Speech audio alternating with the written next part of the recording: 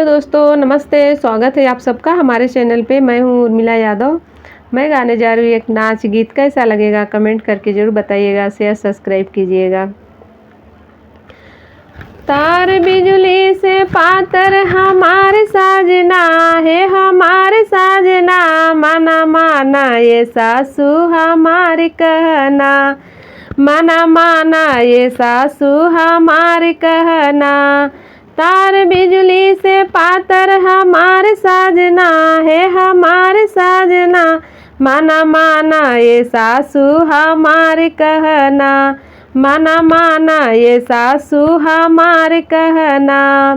बेटा कह के बिगड़लू हमारे साजना है, हमारे साजना। माना माना ये सासू हमारे कहना, माना माना ये सासू हमारे कहना।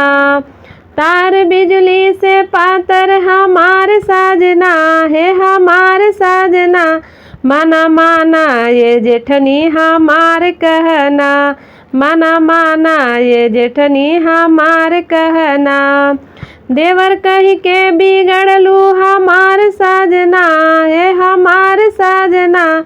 माना माना ये जेठनी हमारे कहना, माना माना ये जेठनी हमारे कहना। तार बिजली से पातर हमारे साजना है, हमारे साजना।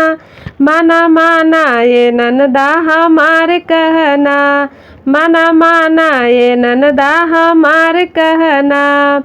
भैया कह के बिगड़लू हमारे साजना है, हमारे साजना।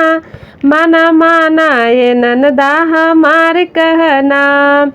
तार बिजली से पातर हमारे साजना है, हमारे साजना। माना माना ये सासू हमारे कहना, माना माना ये सासू हमारे कहना।